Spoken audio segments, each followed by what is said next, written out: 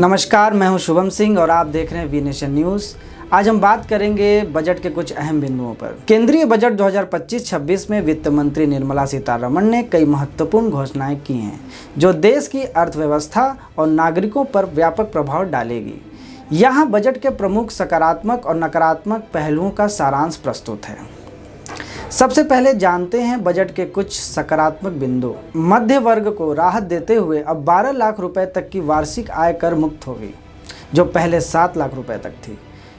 दालों और कपास के उत्पादनों को बढ़ावा देने के लिए 6 वर्षीय कार्यक्रम की घोषणा की गई है, जिससे आयात पर निर्भरता कम होगी और किसानों की आय में वृद्धि होगी। युवाओं के लिए रोजगार के अवसर बढ़ाने हेतु विभिन्न योजनाओं की शुरुआत की गई है, जिससे इंटर्नशिप कार्यक्रम और कौशल विकास पर विशेष ध्यान दिया गया है। नया निवेश और स्टार्टअप को बढ़ावा देने के लिए विशेष फंड और प्रोत्साहन की व्यवस्था की गई है, जिससे बिजनेसेस को प्रोत्साहन मिलेगा। स्वास्थ्य और शिक्षा क्षेत्रों में बजट की वृद्धि की गई है, जिससे इन बुनियादी सेवाओं को गुणवत्ता में सुधार की उम्मीद है। चलिए बजट के कुछ नकारात्मक बिंदु को जानते हैं। पूंजीगत व्यय में केवल मामूली वृद्धि की गई है, जिससे बुनियादी ढांचे के विकास की गति पर असर पड़ सकता है। रक्षा क्षेत्र के बजट में अपेक्षित वृद्धि नहीं की गई है, जो सुरक्षा आवश्यकताओं के दृष्टिकोण से चिंताजनक हो सकता है। निजी निवेश को प्रोत्साहित करने के लिए पर्याप्त उपाय नहीं किए गए हैं, जिससे आर्थिक विकास की गति प्रभावित हो सकती है।